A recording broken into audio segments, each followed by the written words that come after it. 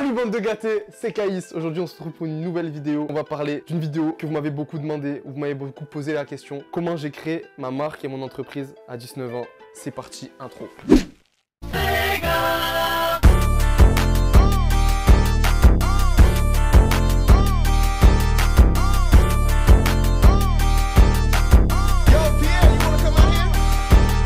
On va parler de ma vie plus intime, on aura l'occasion de parler global en profondeur et bien de le développer, mais je pense que c'est important de vous parler des bons et des mauvais moments aussi par lesquels on passe, que ça soit dans le business ou dans la vie de tous les jours, parce qu'on reste humain. On a tendance à voir tout le temps le bon côté des choses et les réseaux ça renforce ça, qu'on est heureux et que c'est facile, mais la réalité elle est tout autre. On commence l'histoire au lycée. Donc j'ai mon bac en 2017, faut savoir que je suis un élève moyen, j'ai des facilités, je travaille pas beaucoup, toujours dans la moyenne, mais l'école ça me plaît pas. Donc je finis par avoir mon bac assez facilement, je crois que j'ai 10,5 mais sans vraiment travailler. Je pars en STAPS à Marseille parce que je savais pas quoi faire d'autre qu'aller en STAPS, c'est le seul domaine qui m'intéressait à ce moment-là, professionnellement parlant, c'est-à-dire le sport. Pour la fac beaucoup plus compliquée, enfin tu connais, c'est un autre monde, c'est différent du lycée. C'est vraiment, t'es livré à toi-même, tu rencontres de nouvelles personnes, il y a beaucoup de gens autour de toi qui habitent seuls, et donc forcément t'es amené à plus aller en cours aussi facilement, les cours sont pas obligatoires. Et donc je me suis un peu perdu dans tout ça, comme beaucoup d'entre nous généralement à la fac, c'est pour ça que le taux d'échec il est énorme d'ailleurs en fac. Au bout d'un an, je rate mon année. Donc je me retrouve dans la situation, qu'est-ce que je peux faire d'autre que la fac, est-ce qu'il y a autre chose qui me plaît? Et vu que j'ai pas rempli Parcoursup, j'ai pas d'autre choix que soit aller à la fac, soit arrêter l'école. Je prends la décision à contre-cœur de retourner à la fac. Et au bout de 3 mois, je me rends compte que je vais pas plus en cours que ça. Je me sens pas bien. Je me sens pas bien pas dans la fac parce que le cadre il est incroyable, mais ça me correspond pas du tout. Juste avant les partiels, je décide d'arrêter, comme pas mal d'ailleurs de potes autour de moi. Il y a beaucoup de personnes qui s'arrêtent ou qui se sont arrêtées après par la suite. Je me retrouve pendant 2 mois, enfin 1 mois et demi à la maison. Donc je joue toujours au basket autour. C'est un peu un sentiment bizarre, t'as l'impression d'être coupé totalement de la société. Tu sais plus une personne normale à vivre. Il y a le métro boulot dodo, mais quand tu es étudiant ou que lycéen, tu es dans ta routine quand même. Tu te lèves le matin pour aller à l'école, tu rentres de l'école, tu fais tes devoirs, tu pars au sport, la semaine elle finit, c'est le week-end, tu vas au basket, tu vois tes potes et voilà. Du coup, je sors totalement de ça, je suis à la maison et j'ai rien entre guillemets, j'ai rien à faire. Il y a personne qui m'oblige à rien faire. Et donc je suis là à fouiner, je regarde des formations en immobilier. C'est à ce moment-là où je me mets à faire un peu de mindset, à m'intéresser un peu à ça. Je commence à lire et ça développe en moi la partie, ce que je devais déjà avoir, mais la partie plus entrepreneur et vraiment développée à fond sur le mindset. Et aussi le parallèle qui est hyper étrange, c'est qu'il n'y a personne autour de moi qui est comme moi. Donc ça veut dire que tous les gens, pas forcément te jugent, pas tous les gens te jugent, mais tout le monde autour émet des doutes sur ta personne et sur ce que tu peux faire, dans le sens où tu n'es plus comme tout le monde, tu ne fais plus rien entre guillemets, t'es plus dans le circuit scolaire, donc t'entendras jamais tes potes te le dire de suite à ton oreille, ouais t'as arrêté l'école, t'es bizarre ou quelque chose comme ça, mais t'entends ce qui se passe, tu le prends pour toi ou tu le prends pas, d'ailleurs c'est totalement personnel. C'est bizarre parce que ça m'a jamais affecté on va dire. Il y a jamais une voix qui m'a dit bon faut que tu reprennes l'école et que tu deviennes comme tout le monde parce que les gens ils parlent de ça. Je pense que c'est assez naturel chez moi, c'est peut-être pas donné à tout le monde, mais je suis passé totalement au-dessus de ça. J'ai eu l'opportunité d'un coéquipier à moi qui avait un business dans le lavage automobile qui m'a dit Caïs si tu veux tu peux venir travailler avec moi 2-3 jours et on voit comment ça se passe. Donc j'y vais, ça se passe super bien. Finalement j'ai travaillé avec lui pendant plus de 6 mois. C'était pas hyper régulier tout le temps. Donc j'avais tout le temps ces phases où je revenais à la réalité entre guillemets où boum je suis différent des autres parce que je travaille plus. Ce qui est bien c'est que tu as de l'argent qui rentre et ça rassure un peu les parents et un peu tes proches entre guillemets qui se disent ok le mec il a arrêté l'école mais quand même il fait quelque chose à côté. Donc je redeviens un peu un mec normal on va dire. Arrive le jour où le gars avec qui je taffe dit je pense que c'est bien si tu te lances en micro-entreprise, qui m'aide à créer ma micro-entreprise. C'est des démarches assez simplistes mais quand tu connais pas ça peut sembler compliqué, comme la société elle te montre que tout est compliqué, t'as l'impression que c'est difficile. En vrai, 70 € sur internet, tu tapes auto-entrepreneur, tu as plein de plateformes différentes. 70 €, tu as ta micro-entreprise, tu reçois ton numéro de SIRET. À partir de ce moment-là, tu peux commencer à exercer. Donc à partir de ce moment-là, j'exerce officiellement l'égalité à mon compte en fait. Je travaille toujours avec cette personne-là, je lui fais des factures et du coup il me paye. Un revenu qui tombe tous les mois, plus ou moins élevé. Donc tout ça, ça dure jusqu'à récemment en fait, jusqu'à septembre. De la fin de la fac à septembre 2021, j'ai taffé dans les voitures. Et qu'est-ce qui se passe au milieu de tout ça? C'est qu'en parallèle des voitures, fin 2019, je crée la page Sneakers Shop 13. J'amenais beaucoup de questions concernant les sorties à venir, le prix de revente, où on pouvait trouver les paires. Donc au début, je répondais jusqu'au jour où je me suis dit, ok, pourquoi j'envoie tout le temps vers d'autres plateformes ou des particuliers alors que je peux le faire moi parce que j'ai les connaissances et les capacités pour le faire. Je crée Sneakers Shop 13. La page se passe plutôt bien. C'était sous forme de post avec les prix et les pointures. Ça se passe, je fais mes premiers clients, mes premières ventes. Arrive le moment où un soir d'été sur ma terrasse, au milieu d'une soirée totalement banale, on est sur l'ordinateur, on parle et dans la journée j'avais vu un logo avec une boîte de chaussures et je dis à mon pote pourquoi on fait pas le logo de Sneakers Shop 13 parce que Sneakers Shop 13 n'avait pas de logo et le logo, enfin la bulle Instagram c'était juste fond noir avec l'écriture Sneakers Shop 13.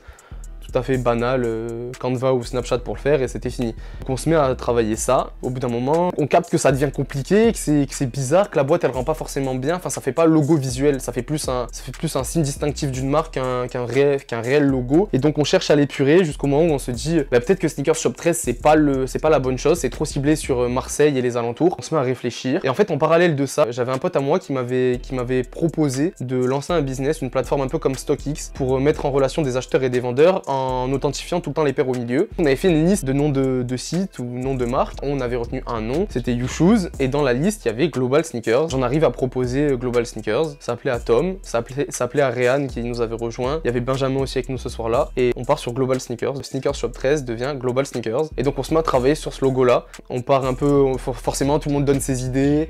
Moi je voyais vraiment une planète avec à la place de l'avion qui tourne autour de la planète, une chaussure qui tourne autour. Mais on savait pas comment l'intégrer. Au début, on voulait mettre une chaussure au milieu de la planète.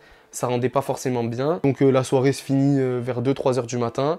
Le lendemain, on se revoit, on continue à travailler sur ça. Et au bout d'un mois et demi, il y a beaucoup de discussions, beaucoup de travail. Et je remercierai jamais assez Tom pour ça d'ailleurs. Big up mon gars. On a un vrai aperçu du logo de Global Sneakers, donc avec le monogramme comme vous le connaissez maintenant, avec les lacets qui entourent la planète. Et donc on est vraiment resté sur l'idée de base et on est arrivé à ça. C'est la belle partie parce que c'est super cool, on rigole, c'est l'été, c'est les vacances. Fin août, tout le monde retourne à sa vie normale, donc à l'école. Moi, j'avais pas trop de travail à ce moment-là. Je me dis, ok, il y a Global, on a un logo, mais qu'est-ce qu'on peut faire de plus? Parce qu'en soi, ça reste juste une page Instagram qui s'est renommée Global Sneakers, qui poste des photos des fois prises sur internet, donc pas forcément tout le temps les miennes. Donc en termes d'image de marque, c'est pas terrible, enfin c'est pas hyper professionnel, tu vois. Donc on discute avec Réan et on se dit, il nous manque quelque chose d'important et d'essentiel en 2020, du coup à l'époque, un site internet. Réan n'avait aucune connaissance dans la création de site internet. Et ben le petit se met, il se forme, il cherche et du coup ça nous permet le 1er janvier de lancer le site internet de Global Sneakers. Et juste avant ça, on avait développé nos premiers visuels sur les vêtements. Donc c'était le début de Global Sneakers sur des vêtements, donc la marque de vêtements. Et en réalité, maintenant avec du recul, je le considère pas réellement comme la création d'une marque parce qu'en soi, c'était juste un logo posé sur du textile déjà fait. Donc c'est plus, t'as plus l'impression que c'était un tournoi de basket, on a floqué l'image de ton tournoi et puis voilà. C'est un réel accomplissement par contre. Quand tu vois arriver des vêtements avec le logo sur lequel t'as travaillé des heures, t'as eu plein de discussions, c'est incroyable. Qu'est-ce qui se passe entre tout ça? C'est beaucoup de doutes et de remises en question sur qu'est-ce que tu fais de ta vie. Est-ce que tu vas juste vendre des chaussures, vendre des chaussures toute ta vie ou laver des voitures toute ta vie? L'image du lavage automobile, elle est hyper, je vais pas dégradée, mais tu connais quand tu parles à quelqu'un et que tu dis je fais du lavage auto, soit il a l'impression que t'as une station de lavage et là ouais, il y a de l'argent qui tombe à gogo, soit t'es le mec qui aspire des voitures toute la journée. Moi j'ai jamais eu de problème personnellement avec ça. C'est un métier super honorable et qui paye bien. Et d'ailleurs, peu importe le métier que vous faites, si vous aimez ce que vous faites, ça ne vous regarde qu'à vous. Et les gens n'ont pas de jugement à émettre sur ça. C'est personnel. Si vous aimez et que ça vous rapporte votre argent, que votre frigo il est plein, que vous vivez une belle vie, ça ne vous regarde qu'à vous. N'ayez pas peur de parler de votre métier. Parce que dans le bâtiment, il y a plein de gens qui ont peur de parler de leur métier. Il n'y a pas à faire ça. On s'en fiche. Si vous kiffez votre vie, kiffez votre vie. Et n'ayez pas peur de dire ce que vous faites. On s'en fiche. Pour revenir à la finalité où on sort les sapes, c'est une putain de récompense. Tu te rends compte que pas travailler pour rien et que t'as été entouré de putain de bonnes personnes. Tom, on l'a mis sur mon chemin au lycée. Au final, c'est grâce à lui aussi qu'il y a Global, qui a un logo. Réan, il savait pas faire de site internet. Le gars, il a fait un site internet incroyable et maintenant c'est son taf. On revient au final au slogan de Global Sneakers, le Cop Your Dream. Je vous en ai pas parlé, mais il est venu au milieu de tout ça, au milieu d'une discussion. Le cop, il semblait assez évident parce que quand tu copes une paire, c'est que tu arrives à choper une paire. L'aspect rêve, je l'ai développé au fil de ma vie, je pense. C'est pas forcément une vocation de dire qu'il fallait croire en ses rêves et d'essayer de motiver les gens. Aujourd'hui, j'ai la chance d'avoir entre guillemets ce pouvoir de pouvoir montrer que c'est possible, parce que c'est possible de réaliser des choses avec des gros ou des petits moyens, c'est possible les gars. Si je l'ai fait, beaucoup de personnes peuvent le faire. Et donc ce slogan, j'en suis super fier parce qu'il est venu comme ça au final. Il résume parfaitement ma façon de penser et l'image que je veux montrer de Global Sneakers. Oui, il y a des chaussures, oui, on vend des chaussures. Pour des personnes, on vend juste des chaussures. Comme j'aime dire, c'est beaucoup plus que juste de la vente de chaussures. C'est un réel message et c'est pour ça que les vêtements, j'en suis super fier aujourd'hui parce qu'ils transmettent un réel message de vous pouvez croire en vos rêves, vous pouvez réussir et peu importe ce que les gens vous disent, c'est super important. Vous allez passer par des moments difficiles dans vos vies, tous passés par là. J'étais en couple pendant 2 ans et demi, ça s'est super bien passé. Cette personne, elle m'a grave aidé dans ce que j'ai fait. Puis elle a quitté ma vie, c'était un moment plus difficile. Après, il s'est passé d'autres choses hyper positives et j'aurai l'occasion de parler dans la suite ou dans une prochaine vidéo. Mais donc, vous allez tout le temps avoir des moments difficiles et généralement, les moments difficiles amènent à des moments encore plus incroyables. Et ce que j'ai appris maintenant, c'est que tu rayonnes. Enfin, je sais qu'on a tendance à me dire que je suis une personne hyper rayonnante, mais tu rayonnes jusqu'à un moment donné où tu dois prendre ta part d'ombre, donc tu dois tomber, que ça soit par des proches qui tombent malades ou par des gens à qui tu tiens qui quittent ta vie. La finalité de la chose, c'est que si tu crois en toi et t'as pas forcément des idées claires, parce que c'est pas forcément des idées claires, mais si tu sais où tu veux aller et pourquoi tu veux le faire, peu importe ce qui se passera dans ta vie, les gens qui quitteront ou qui rentreront dans ta vie, tes proches qui tomberont malades, des proches qui partiront parce que c'est la vie, ben tu finiras toujours par aller au bout des choses parce que tu le fais pour toi et pour tes idées. Je pense que c'est une putain d'aventure humaine qui m'a permis de grandir parce que l'arbitrage déjà ça m'avait fait beaucoup grandir, le basket ça m'avait fait beaucoup grandir. Je pense que j'ai de la maturité, j'ai de l'avance sur certaines personnes, mais cette aventure humaine, parce que c'est une vraie aventure humaine qui m'a fait rencontrer plein de personnes, m'a encore fait plus prendre conscience des bons côtés et des côtés plus difficiles de la vie. On doit tous passer par là et il faut accepter de passer par là et je pense que c'est aussi ça le message que je veux faire passer aujourd'hui, c'est que oui, la finalité elle est super belle, mais que le processus, il est le processus et il faut passer par le processus, il faut l'accepter, qui rend la chose encore plus belle, pas la finalité, parce que j'en suis pas à la finalité, mais en tout cas à l'heure actuelle où j'en suis, c'est ce qui rend ce parcours hyper beau et franchement je changerai rien du tout. Tout ce qui s'est passé de bien ou de mal, ça s'est passé et ça s'est passé parce que ça devait se passer. Il y a des gens qui m'ont dit quitter ta vie et derrière tu te sentiras encore mieux. Le jour où ils te disent ça, t'y crois peut-être pas. C'est pas forcément tu te sens mieux, mais juste au final ça va, enfin les choses avancent. Donc c'est pas forcément un sentiment personnel, ça devient une entreprise, ça devient plus grand que toi.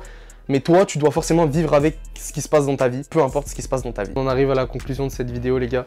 C'était une vidéo particulière. Il y a eu un peu d'émotion sur la fin parce que c'était un sujet qui me tenait réellement à cœur et j'espère qu'il vous a plu.